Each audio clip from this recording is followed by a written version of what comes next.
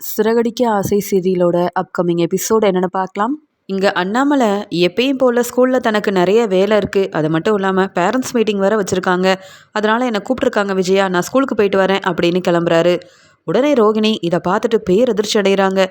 என்ன, இன்னைக்கு கிறிஷோட டீச்சரை பார்க்கறதுக்கு போகணும்னு நான் வேற முடிவு எடுத்திருந்தா இங்கே அண்ணாமலை மாமா வேற ஸ்கூலுக்கு கிளம்பி போகிறாரே அப்படின்னு யோசிச்சுட்டு இங்கே ரோகிணி அண்ணாமலை கிட்ட கேட்குறாங்க, என்ன மாமா, நீங்கள் வாரம் வாரம் ஒரே நாள் தானே ஸ்கூலுக்கு போவீங்க, புதன்கிழமை மட்டும்தானே உங்களுக்கு வேலை இருக்கும், இன்னைக்கு என்ன திடீர்னு வேலை இருக்குன்னு கிளம்புறீங்க அப்படின்னு சொல்லி கேட்க, அதாம்மா சொன்னேன்ல, அங்கே பேரண்ட்ஸ் மீட்டிங் இருக்கான், என்னையும் வர சொல்லியிருக்காங்க, சரி விஜயா நான் கிளம்புறேன் அப்படின்னு சொல்ல, உடனே அங்கே வந்த முத்துவும், அப்பா நானும் அந்த வழியாக தான் போகிறேன், அது மட்டும் இல்லைப்பா, உங்கள் ஸ்கூலில் படிக்கிற அந்த கிறிஷை பார்க்கணுன்னு நானும் மீனாவும் ஆசைப்படுறோம், அப்படியே உங்களை விட்டுட்டு கிறிஷை பார்த்துட்டு நாங்கள் வந்துடுறோம்ப்பா அப்படின்னு சொல்லி அண்ணாமலையை கூட்டிகிட்டு மீனாவும் முத்துவும் கிறிஷோட ஸ்கூலுக்கு கிளம்பிடுறாங்க. இது எல்லாத்தையுமே பார்த்துட்டு இருந்த ரோகிணிக்கு என்ன செய்யனே தெரியல.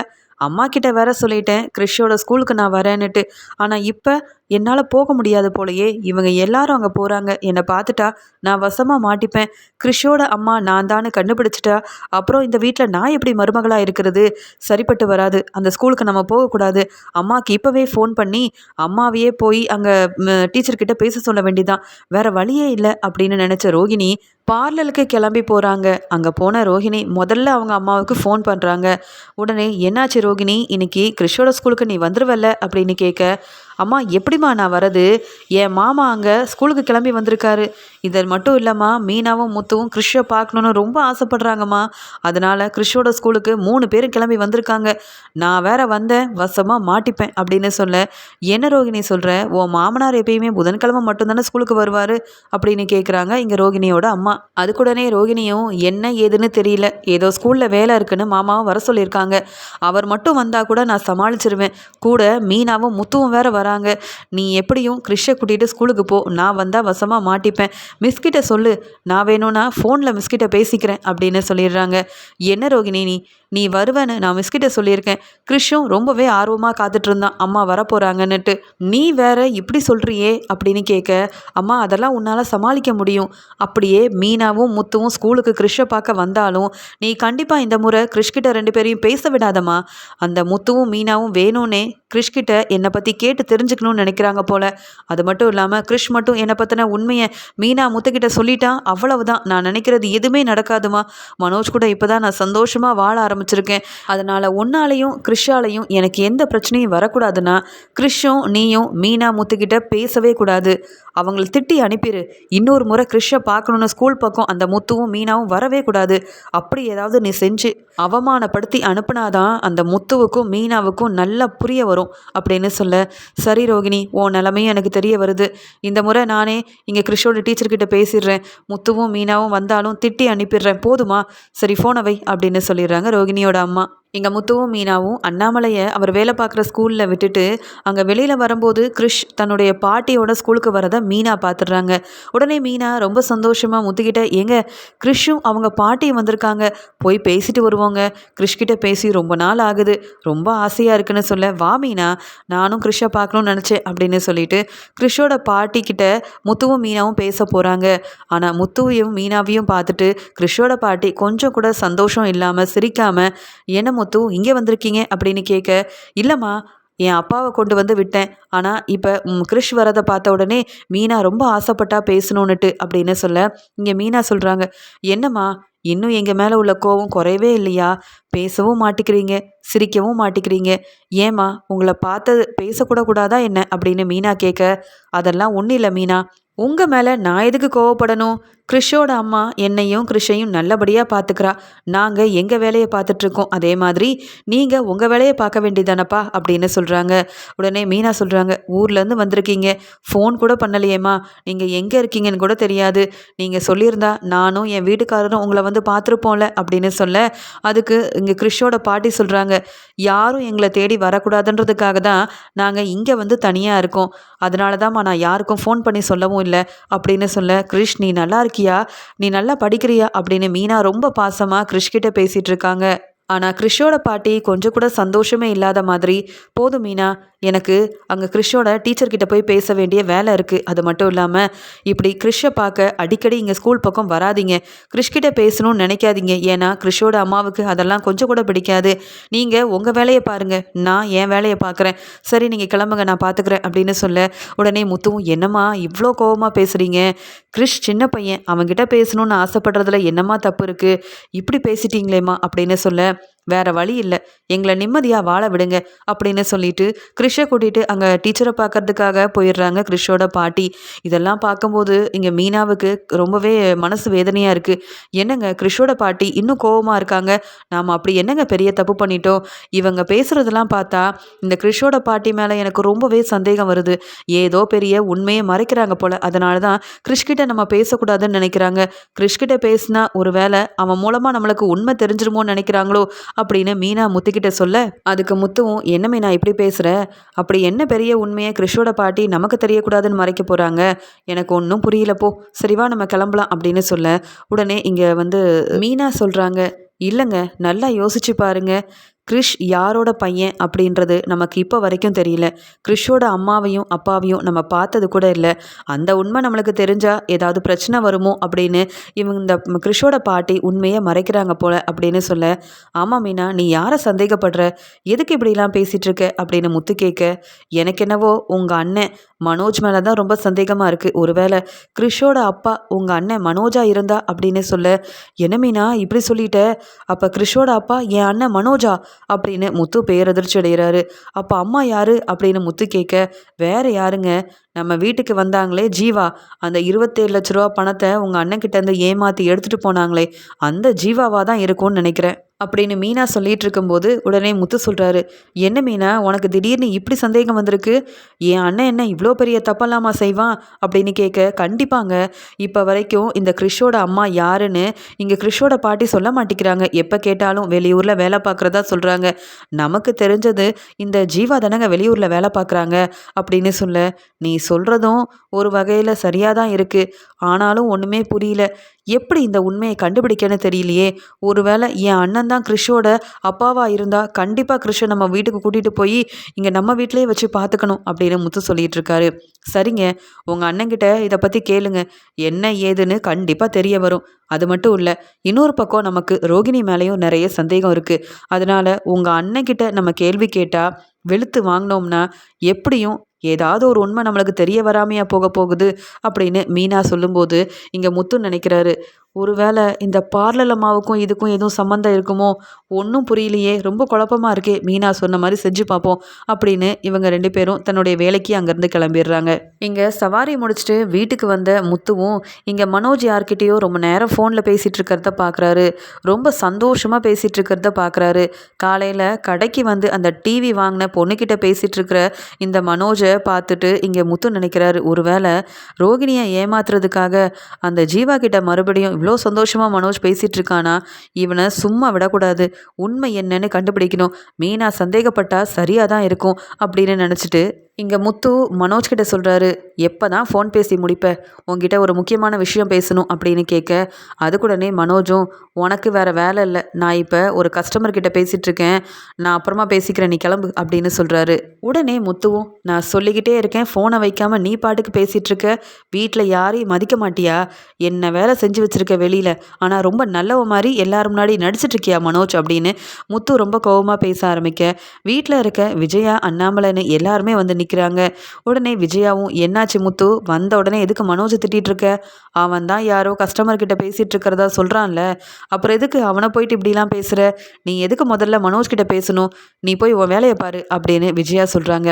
அதுக்கு அண்ணாமலையும், ஆமாம் முத்து, ஏன் இவ்வளோ கோபமாக வந்திருக்க, என்ன விஷயம்னு கேட்க, அப்பா நாம் எல்லாரும் இந்த மனோஜை நம்பிட்டு இருந்தோம்ல, இந்த மனோஜ் நம்மளை நம்ப வச்சு ஏமாத்திருக்கான்ப்பா அப்படின்னு சொல்லும்போது மனோஜ் உடனே ஃபோனை வச்சுட்டு, என்ன இந்த முத்து தேவையில்லாமல் நம்மளை பற்றி பேசிகிட்டு இருக்கான் அப்படின்னு ஒன்றுமே புரியாமல், என்ன முத்து எதுக்கு தேவையில்லாமல் என்னை பற்றி பேசிகிட்டு இருக்குன்னு கேட்க, வா வா, உன்கிட்ட தான் பெரிய உண்மை என்னன்னு கண்டுபிடிக்கணும்னு நினச்சேன். ஆமாம், உனக்கும் ஜீவாவுக்கும் என்ன கல்யாணம் ஏதாவது ஆயிருந்ததா என்ன அப்படின்னு கேட்க, என்னது நான் ஜீவாவை கல்யாணம் பண்ணுறதா? அப்படியெல்லாம் ஒன்றும் இல்லை. அந்த ஜீவா என்னை ஏமாற்றிட்டு பணத்தை எடுத்துகிட்டு போயிட்டா. அவளை பற்றி நீ பேசவே பேசாத. அந்த ஜீவாவால் நான் வசமாக மாட்டிக்கிட்டு எல்லாரும் முன்னாடி அவமானப்பட்டு நின்னேனே, அதெல்லாம் நீ மறந்துட்டியா அப்படின்னு கேட்க, பொய் சொல்லி உண்மையெல்லாம் மறைக்காத. நீ தானே கிறிஷோட அப்பா அப்படின்னு கேட்டுடுறாரு. என்னது கிறிஷோட அப்பாவா? யாரு? நம்ம வீட்டுக்கு ஒரு சின்ன பையனை நீயும் மீனாவும் கூட்டிகிட்டு வருவீங்களே அந்த பையன் தானே அப்படின்னு சொல்லும்போது, சரியாக தான் சொல்கிற. உன் பையனை பற்றி உனக்கு தெரியாதா? உண்மை என்னன்னு சொல்கிறியா இல்லையா அப்படின்னு முத்து கேள்வி கேட்குறாரு. உடனே மீனாவும், ஆமாம் மாமா, எனக்கு ரொம்ப சந்தேகமாக இருக்குது. அந்த கிறிஷுக்கும் உங்கள் பையன் மனோஜுக்கும் பிறந்த பையன்தான் இந்த கிறிஷுன்னு எங்களுக்கு தோணுது. நாங்கள் கிறிஷோட பாட்டிக்கிட்ட போய் பேச போகும்போதெல்லாம் கிறிஷ்கிட்ட எங்களை பேச விட மாட்டேங்கிறாங்க. கிறிஷோட பாட்டி ரொம்ப கோவமாக எங்ககிட்ட பேசாமல் போயிடுறாங்க. ஏதோ ஒரு உண்மையை மறைக்கிறாங்க. அதனால தான் சந்தேகப்பட்டு இப்படி அவர் கேள்வி கேட்டுட்ருக்காரு அப்படின்னு சொல்ல, உடனே அண்ணாமலையும், என்ன முத்து, உனக்கு சந்தேகத்தில் கேள்வி கேட்குற, ஆனால் உண்மை என்னன்னு தெரியாதுல்ல அப்படின்னு கேட்கும்போதே, உண்மைலாம் தெரியும்ப்பா. இந்த மனோஜ் வந்து நம்மளை நம்ப வச்சு ஏமாத்திட்டு இருக்கான். அந்த கிறிஷ் மனோஜோட பையன்தான். அந்த உண்மை தெரியக்கூடாதுன்றதுக்காக தான் இவன் ஏமாத்திட்டு இருக்கான்ப்பா அப்படின்னு சொல்லி எல்லாரும் முன்னாடியும் உண்மை என்னன்னே தெரியாமல் மீனாவோட பேச்சை கேட்டுக்கிட்டு தேவையில்லாமல் முத்து மனோஜை வெளுத்து வாங்குறாரு. பலார் பலார்னு வெளுத்து வாங்குறாரு. உடனே மனோஜும், அப்பா என்னை நம்புங்கப்பா, நான் எந்த தப்பும் செய்யலை. அந்த ஜீவாவை விரும்பினேன், கல்யாணம் பண்ணிக்கணும்னு ஆசைப்பட்டேன். 2 பேரும் எங்கேயாவது போய் சந்தோஷமாக இருக்கணுன்றதுக்காக தான் நானே உங்கள் பணத்தை எடுத்துகிட்டு போனேன். ஆனால் அந்த ஜீவா என்னையே நம்ப வச்சு ஏமாத்திட்டா. மற்றபடி நான் எந்த தப்பும் செய்யவே இல்லைப்பா, என்னை நம்புங்க. இந்த முத்து தேவையில்லாமல் இப்படிலாம் பிரச்சனை செஞ்சிட்ருக்கான்ப்பா. ரோஹிணி வரட்டும் இன்னைக்கு. நான் இந்த முத்துவையும் மீனாவையும் சும்மா விட மாட்டேன். பார்த்தீங்களாம்மா, நான் பெரிய பிஸ்னஸ் மேனாக இருக்கேன், கை நிறைய சம்பாதிக்கிறேன்ற ஒரு பொறாமையில் இந்த முத்துவும் மீனாவும் தேவையில்லாமல் பிரச்சனை செய்கிறாங்க, என்னை அவமானப்படுத்துகிறாங்க. நான் செய்யாத தப்பை செஞ்சேன்னு சொல்லி இப்படிலாம் பேசுகிறாங்க. முதல்ல இந்த முத்துவை வீட்டை விட்டு வெளியில் அனுப்புங்கம்மா அப்படின்னு சொல்லி இங்கே வீட்டில் தேவையில்லாமல் பிரச்சனை செஞ்சிட்ருக்காரு முத்து. அங்கே பார்லருக்கு போன ரோகிணி கிறிஷோட டீச்சர்கிட்ட ஃபோன்லேயே பேசுகிறாங்க. கிறிஷ் எப்படி படிக்கிறான், என்ன செய்கிறான் அப்படின்றத கேட்டு தெரிஞ்சுக்கிறாங்க. அது மட்டும் இல்லாமல் கிறிஷோட அம்மா கிட்ட ரோகிணி பேசுகிறாங்க. என்னம்மா, அந்த முத்துவும் மீனாவும் வந்தாங்களா அப்படின்னு கேட்க, வந்தாங்க ரோகிணி. நல்ல வேலை நீ கிறிஷை கூட்டிகிட்டு இன்னைக்கு வரல. கண்டிப்பாக நீ வந்திருந்தா அவங்க கிட்ட வசமாக மாட்டியிருந்திருப்ப. நீ யோசிச்சு தான் வராமல் இருந்திருக்கேன்னு இப்போ நான் புரிஞ்சுக்கிட்டேன். எப்படியோ டீச்சர்கிட்டையும் பேசி ஒரு வழியாக சமாளிச்சாச்சு. நான் கிறிஷையும் வீட்டுக்கு கூட்டிகிட்டு வந்துட்டேன் அப்படின்னு சொல்ல, எனக்கு தெரியுமா, அந்த மீனாவுக்கும் முத்துவுக்கும் என் மேலே ரொம்ப பெரிய சந்தேகம்.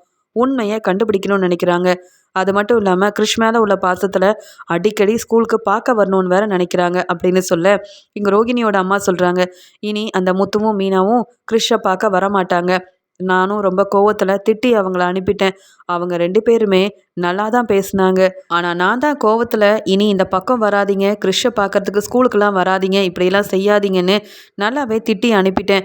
இனி கண்டிப்பாக முத்துவும் மீனாவும் இங்கே கிறிஷை பார்க்க வரமாட்டாங்க. நீ கவலைப்படாத. என்னாலையும் கிறிஷாலையும் உனக்கு என்றைக்குமே பிரச்சனை வராது. நீ முதல்ல வேலையெல்லாம் முடிச்சுட்டு சீக்கிரமாக வீட்டுக்கு போ. நான் ஃபோனை வைக்கிறேன் ரோகிணி அப்படின்னு ஃபோனை வச்சிடுறாங்க. அப்போ தான் ரோகிணிக்கு ரொம்ப நிம்மதியாகவும் சந்தோஷமாகவும் இருக்குது. இங்கே இந்த பக்கத்தில் இருக்கிற ஸ்கூலில் கிறிஷை சேர்த்தது பெரிய தப்பாக போச்சு. என் அம்மாவும் கிறிஷும் ஊரில் இருந்திருந்தா கூட அப்பப்போ போய் பார்த்துருப்பேன். கொஞ்சம் நிம்மதியாக இருந்தது. ஊரில் இருக்கும்போதும் முத்துவும் மீனாவும் அவங்கள போய் பார்த்துட்டு இருந்தாங்க. அதுக்கு பயந்து தான் இங்கே கூட்டிகிட்டு வந்தேன். இங்கேயும் முத்து மீனாவும் தேவையில்லாத வேலையை செஞ்சிட்ருக்காங்க. இனி கிறிஷை பார்க்கறதுக்கு முத்துவும் மீனாவும் போகாதபடிக்கு ஏதாவது செஞ்சே ஆகணும் அப்படின்னு யோசிக்கிற ரோகிணியும் பார்லரில் தன்னுடைய வேலையெல்லாம் முடிச்சுட்டு வீட்டுக்கு போகிறாங்க. வீட்டுக்கு போனால் தேவையில்லாமல் முத்து என்ன ஏதுன்ற உண்மை தெரியாமல் ரோகிணி தான் கிறிஷோட அம்மான்றதை புரிஞ்சிக்காம மீனா சொன்னதுக்காக பெரிய பிரச்சனை செஞ்சிட்ருக்காங்க. விஜயாவும் மனோஜுக்கு சப்போர்ட் பண்ணி இங்கே முத்துவையும் மீனாவையும் திட்டிகிட்டு இருக்காங்க. மீனா, நீ செய்கிறதெல்லாம் பெரிய தப்பு. முத்துக்கிட்ட என்னென்னவோ சொல்லி கொடுத்து இப்படி வீட்டில் வந்து பெரிய பிரச்சனை செஞ்சிட்ருக்க. முதல்ல நீ வெளியில் வேலைக்கு போகிறதெல்லாம் நிப்பாட்டிட்டு வீட்டு வேலையை செய், புரியுதா? என் பேச்சையே 2 பேரும் கேட்க மாட்டேங்கிறீங்க. இதில் மனோஜ் மேலே உங்களுக்கு சந்தேகம் வேற வருதா? அந்த கிறிஷ் யாருடைய பையன்றது தெரியாமல் எதுக்கு அவன் வந்து மனோஜோட பையனை சொல்லி பேசிகிட்டு இருக்கீங்க? நீங்கள் செய்கிறதெல்லாம் ரொம்ப பெரிய தப்பு. முதல்ல உங்கள் வேலையை பாருங்க அப்படின்னு சொல்லி இங்கே விஜயாவும் ரொம்ப கோவமாக மனோஜுக்கு சப்போர்ட் பண்ணி பேச, உடனே மனோஜும், ஆமாம்மா, அவங்கள யாருன்னு கூட எனக்கு தெரியாது. அப்பப்போ வீட்டுக்கு வரும்போதே என் ரூமில் தங்கும் போதெல்லாம் எனக்கு அவ்வளோ கோபம் வரும். இதில் அந்த சின்ன பையன் கிரிஷ் என்னோட பையனா? எப்படிம்மா இதெல்லாம் என்னால் ஏற்றுக்க முடியும் அப்படின்னு சொல்லிட்டு இருக்காரு மனோஜ். அந்த சமயம் என்ன இவ்வளோ சத்தம் வருது? மறுபடியும் இந்த முத்துவால வீட்டில் என்ன பிரச்சனை நடக்குதோ தெரியலையே அப்படின்னு வீட்டுக்கு வர ரோகிணி திரு திருன்னு முழிச்சுக்கிட்டே உள்ளே வராங்க. மனோஜ் அழுதுட்டு இருக்காரு. இங்கே தேவையில்லாமல் முத்துவும் பிரச்சனை செஞ்சிட்டு இருக்காரு. இதை பார்த்த உடனே ரோகிணி, என்னாச்சு மனோஜ், என்ன பிரச்சனை, எதுக்காக இந்த முத்து தேவையில்லாமல் பிரச்சனை செய்கிறாரு அப்படின்னு கேட்க, பாரு ரோகிணி, யாரோ அந்த பையன் கிருஷ்ஷா, அவனோட அப்பா நானா அப்படின்னு சொல்லி நான் தான் கிருஷோட அப்பான்னு ரொம்ப பெரிய பிரச்சனை செய்கிறாங்க. இதெல்லாம் எப்படி என்னால் ஏற்றுக்க முடியும்? யாரோ ஒரு பையன் என்னுடைய பையன்னு சொன்னால் நான் எப்படி ஒத்துக்க முடியும் அப்படின்னு கேட்க, என்ன முத்து இதெல்லாம் தேவையில்லாமல் பிரச்சனை செய்கிறீங்க அப்படின்னு சொல்ல, உங்களுக்கு தெரியாத பாருலம்மா, இந்த மனோஜ் உங்களுக்கே தெரியாமல் உங்களை ஏமாத்திட்டு அந்த ஜீவா கூட அங்கே விரும்பும் போதே ஒன்று சேர்ந்து வாழ்ந்திருக்கான். இவனோட பையன்தான் கிருஷ், எனக்கு நல்லாவே தெரியும். மீனா நீயும் சொல்லு மீனா அப்படின்னு சொல்லும்போது, இங்கே மீனாவும் முத்துவும் சரியாக புரிஞ்சுக்காம இந்த மனோஜ் மேலே தான் எல்லா தப்பும் இருக்குது. அதனால் கிருஷை எப்படியும் இந்த வீட்டுக்கு கூட்டிகிட்டு வரணும். இங்கே கிருஷோட அப்பா மனோஜ் தானே, இந்த மனோஜ் தான் யாருக்கும் தெரியாமல் கிருஷை ஒரு இடத்துல தங்க வச்சு இப்படி வளர்த்துட்ருக்கான். அதனால் இனி கிருஷ் இந்த வீட்டில் தான் இருக்கணும். அப்பான்ற ஸ்தானத்தில் இருந்து மனோஜ் தான் கிருஷுக்கு எல்லாத்தையுமே செய்யணும் அப்படின்னு இங்கே சொல்லிட்டு இருக்காரு முத்து. இதெல்லாம் கேட்டுட்டு ரோஹிணிக்கு ரொம்ப கோவம் வருது. என் பையன் கிருஷை இந்த வீட்டுக்கு எப்போ கூட்டிகிட்டு வரணும்னு எனக்கு நல்லாவே தெரியும். ஆனால் மனோஜ் எந்த தப்புமே செய்யாமல் இருக்க, என்ன ஏதுன்னே புரிஞ்சுக்காம இந்த முத்துவும் மீனாவும் ஏன் பிரச்சனை செய்கிறாங்க, ஒன்றுமே புரியலையே அப்படின்னு ரோகிணி, வேண்டாம் முத்து, எனக்கு மனோஜ் மேலே ரொம்ப நம்பிக்கை இருக்குது. அவர் இப்படிப்பட்ட தப்பை செய்ய மாட்டார். எனக்கு மனோஜை நல்லாவே தெரியும். கிரிஷ் வேறு யாரோட பையனோ தான். அதனால் இப்படியெல்லாம் பொய் சொல்லி ஏமாத்தாதீங்க. அந்த பையனெல்லாம் இப்போ இங்கே கூட்டிகிட்டு வர வேண்டாம். மனோஜும் வளர்க்க வேண்டாம். அவங்க அம்மா அப்பான்னு யாராவது இருப்பாங்கல்ல, அந்த பையன் கிரிஷ் அவங்க பார்த்துக்கட்டும். ஏன் அந்த பையனோட பாட்டி இருக்காங்கல்ல, உங்களுக்கு என்ன இவ்வளோ அக்கறை? அப்படியே அந்த கிரிஷோட அப்பா மனோஜ்னா கண்டிப்பாக மனோஜ் பாசத்தில் அந்த பையனை இங்கே கூட்டிகிட்டு வந்திருப்பாரு. நீங்கள் நினைக்கிறதுலாம் ரொம்ப தப்பு. எதையோ புரிஞ்சுக்கிட்டு தேவையில்லாமல் வந்து பிரச்சனை செய்கிறீங்க அப்படின்ற மாதிரி இங்கே ரோஹிணி சொல்லிட்டு இருக்கும்போது உடனே இங்கே முத்து சொல்கிறாரு, இல்லைப்பா, இந்த மனோஜ் உண்மையை மறைக்கிறான். நம்ம குடும்பத்தையே ஏமாற்றி கல்யாணத்துக்கு முன்னாடியே ஜீவா கூட ஒன்று சேர்ந்து வாழ்ந்திருக்கான். இந்த உண்மையெல்லாம் தெரியக்கூடாதுன்னு தான் பையனை அங்கே கிறிஷோட பாட்டிக்கிட்ட கொடுத்து வளர்த்துட்ருக்காங்க. அந்த ஜீவா என்னடானா வெளியூரில் போய் வேலை பார்க்குறாங்க. இவன் என்னடானா இங்கே இருக்கான். அப்போ கிறிஷோட வாழ்க்கை என்ன ஆகுறது? கிறிஷோட வாழ்க்கைக்காக தான் கிறிஷை இந்த வீட்டுக்கு கூட்டிகிட்டு வரணும்னு நான் சொல்கிறேன். இந்த கிறிஷோட அப்பா இங்கே இருக்கும்போது கிறிஷ் எதுக்கு தனியாக அங்கே இருக்கணும் அப்படின்னு முத்து சொல்லிகிட்டு இருக்காரு. உடனே இங்கே முத்துவும், அப்படியெல்லாம் யாரையோ நான் என் பையனை ஏற்றுக்க முடியாது. அது மட்டும் இல்லாமல் எனக்கும் ரோஹிணிக்கும்னு ஒரு குழந்தை வரும்ல, அது மட்டும்தான் என் குழந்தை. நீ தேவையில்லாமல் சொல்கிறதுக்கெல்லாம் நான் தலையாட்டிக்கிட்டு ஒத்துக்க முடியாது முத்து அப்படின்னு சொல்ல, உடனே இங்கே முத்துவும் ரொம்ப கோவமாக, உண்மையை ஒத்துக்காத நீ இந்த வீட்டில் இருக்க வேண்டாம். ஏன் அந்த ஜீவா பணத்தை திருப்பி கொடுத்தப்ப கூட அப்பாவுக்கு அந்த பணத்தை திருப்பி தராமல் நீயும் இந்த பார்லமாவும் சேர்ந்து ஏமாத்த தானே செஞ்ச. இப்படி பொய் சொல்லி ஏமாத்துற ஒன்றை எப்படி நாங்கள் நம்புறது? நீ என்ன வேணாலும் செஞ்சுருப்ப அப்படின்னு சொல்லிட்டு வீட்டை விட்டு முதல்ல வெளியில் போ. என்னைக்கு கிறிஷ் உன்னோட பையன்ற உண்மையை நீ ஒத்துக்கிறியோ, கிறிஷோட வீட்டுக்கு வரியோ, அப்போ நீ வீட்டுக்கு வா. அதுவும் கிறிஷுக்காக மட்டும்தான் இந்த வீட்டுக்குள்ளே நீ வரணும். சும்மாலாம் நீ இப்படி ஏமாத்திக்கிட்டே இருக்க, உன்னை நம்பி இந்த வீட்டில் தங்க வைக்க முடியாது. வெளியில் போடா அப்படின்னு சொல்லி இங்கே வந்து மனோஜை வீட்டை விட்டு வெளியில் போக சொல்கிறாரு. இங்கே மனோஜும், அப்பா என்னப்பா பார்த்துட்டு அமைதியாக இருக்கீங்க, நான் எந்த தப்புமே செய்யலப்பா அப்படின்னு சொல்ல, இங்கே முத்து ரொம்ப பெரிய பிரச்சனை செய்கிறாரு. எல்லாரும் முன்னாடியும் மனோஜை வெளுத்து வாங்கி வீட்டை விட்டு வெளியில் போக சொல்ல, உடனே ரோஹிணி இதெல்லாம் பார்த்துட்டு தாங்கிக்க முடியாமல் என்ன சொல்லி சமாளிக்கிறது? மனோஜ் மேலே தப்பே இல்லைன்னு முத்துவுக்கு எப்படி புரிய வைக்கிறது? என்ன சொன்னாலும் யார் சொன்னாலும் இந்த முத்து ஏன் கேட்க மாட்டேங்கிறாரு அப்படின்னு நினச்சிட்டே இருந்த ரோகிணி ரொம்ப கோவத்தில் என்ன சொல்ல போகிறோம் அப்படின்றத யோசிக்காம எல்லாரும் முன்னாடியும், போதும் முத்து, இதுக்கு மேலேயும் மனோஜ் மேலே தான் தப்பு இருக்குன்னு சொன்னீங்கன்னா அவ்வளவுதான். அது மட்டும் இல்லாமல் அந்த கிறிஷ் யாருன்னு உங்களுக்கு தெரியுமா? கிறிஷோட அம்மா யாருன்னு உங்களுக்கு தெரியுமா? யாரையோ கிறிஷோட அம்மானு சொல்கிறீங்க.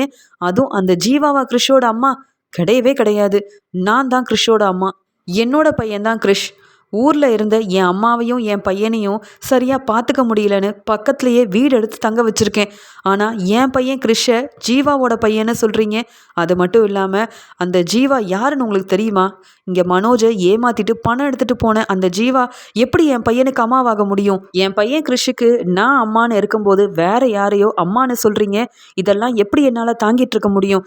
போதும் முத்து, இனி இப்படி பிரச்சனை செஞ்சீங்கன்னா அவ்வளவுதான் அப்படின்னு கோவத்தில் எல்லாரும் முன்னாடியும் கிறிஷோட அம்மா நான் தான், நீங்கள் நினைக்கிறது எல்லாமே தப்பு, மனோஜ் எந்த தப்பும் செய்யலை அப்படின்னு நிரூபிக்கிறதுக்காக தன்னை பற்றின எல்லா உண்மையவும் கோவத்தில் சொல்லிடுறாங்க ரோகிணி. இதை எதிர்பார்க்காத மீனா முத்து மட்டும் இல்லாமல் வீட்டில் உள்ள இங்கே மனோஜ், அண்ணாமலை, விஜயானி எல்லாருமே பேரதிர்ச்சி அடைகிறாங்க.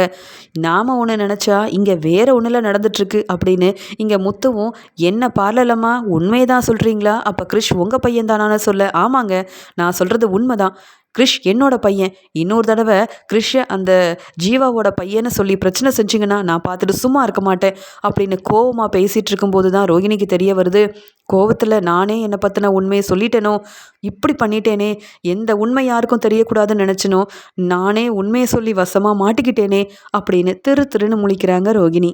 உடனே மனோஜ் ரோஹிணியை பார்த்து என்ன சொன்ன, அப்போ அந்த கிறிஷோட அம்மா நீதானா, இந்த உண்மையை கண்டுபிடிக்க தான் முத்துவும் மீனாவும் என்ன வெளுத்து வாங்கிட்டு இருந்தாங்களா என்ன அப்படின்னு கேட்க, அதுக்கு மீனா சொல்கிறாங்க, எங்களுக்கு மனோஜ் மேலே மட்டும் இல்லை இந்த ரோகிணி மேலேயும் சந்தேகம் இருந்தது, எப்படியோ உண்மை வெளியில் வந்தால் போதும்னு நினச்சி தான் இப்படியெல்லாம் செஞ்சோம், ஆனால் ரோகிணி நீங்களே உண்மையை எல்லார் முன்னாடியும் சொல்லி ஒத்துப்பீங்கன்னு நாங்கள் எதிர்பார்க்கவே இல்லை அப்படின்னு மீனா சொல்லிட்டு இருக்காங்க. உடனே முத்துவும் பார்த்தீங்களாப்பா இந்த பார்லலம்மா எவ்வளோ பெரிய உண்மையை மறைச்சிருக்காங்கன்னு, இவங்களால தான் இங்கே கிறிஷோட பாட்டி எங்ககிட்ட பேசுகிறதே இல்லை, கிறிஷையும் பேச விடாமல் வச்சுருக்காங்க, ஏன்னா கிறிஷ் உண்மையை சொல்லிடக்கூடாதுன்னு 2 பேரும் திட்டம் போட்டு நம்ம குடும்பத்தை ஏமாற்றிட்டு இருந்திருக்காங்க.